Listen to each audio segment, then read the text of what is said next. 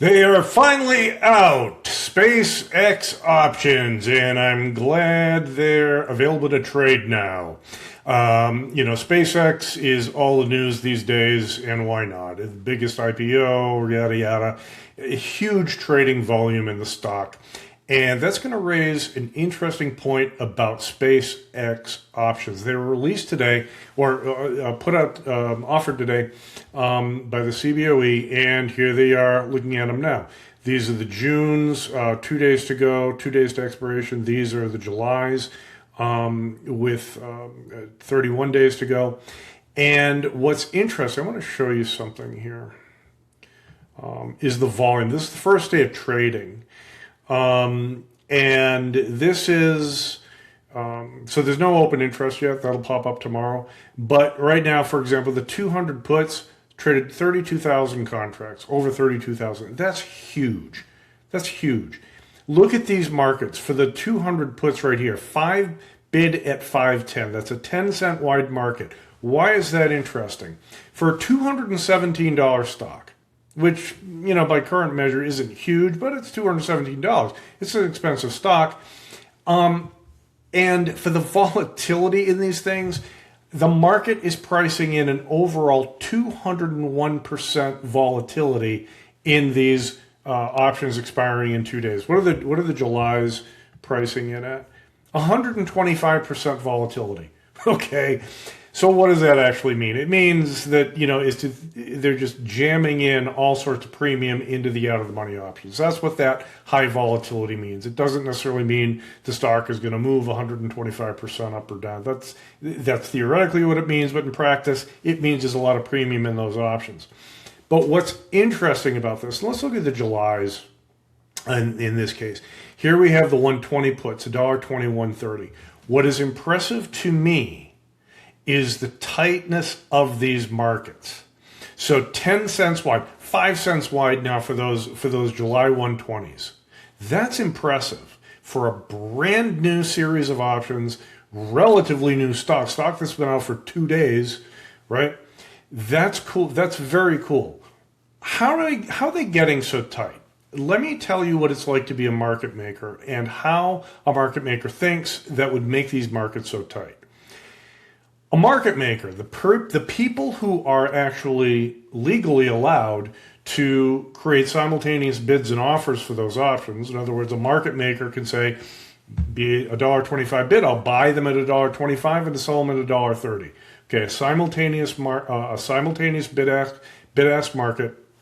Only market makers can do that on the CBOE.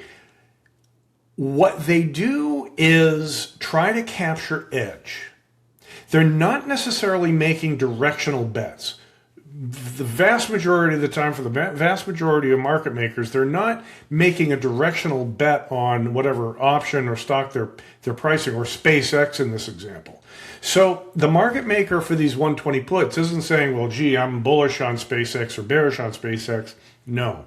What they're trying to do is buy a little bit below fair value, sell a little bit above fair value. And fair value for these options is probably, I don't know, $1.27, $1.20, something in between here.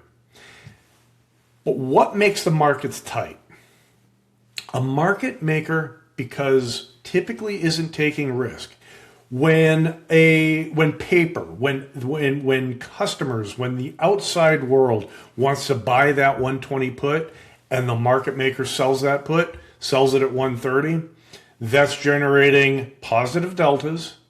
So immediately, to hedge the risk, the market maker is selling shares of SpaceX. Okay, they're not looking to take risk unless that option fits in with an existing position that they've established through other market making activities. They're looking to hedge that immediately. They're not making a guess on where SpaceX is going. So what they're doing is selling the puts, selling the stock. If the public is coming in and buying calls, that means the market maker is selling calls. And selling calls, short deltas, therefore the market maker has to buy stock, turns around, buys shares. Now, with the stock moving around so much, 215.50, 61, kind of wide bid-ask spread, But again, for a brand new volatile stock, that's not bad. What the market maker is trying to do is figure out how quickly, how efficiently he or she can execute that stock hedge. Okay. Right now, SpaceX has 230 million shares traded. That's impressive. That's a lot of trading activity. And for a market maker, that's, yeah, okay, people are willing to play. I can execute a stock trade to hedge my option positions. So with a lot of trading activity, market makers thinking, okay, I can get maybe 215.50 for that. So I'm going to price my options off of 215.50, right? They're around this. The volatility is huge, okay? But if they buy at 120, they can be fairly confident they're going to get a price that they're using to price get an execution on the stock price close to the price they're actually pricing the options at. In other words, there's a price that they're using to price these options. How efficiently, how quickly can they execute a stock trade at that price? That determines how wide the bid-ask spreads are.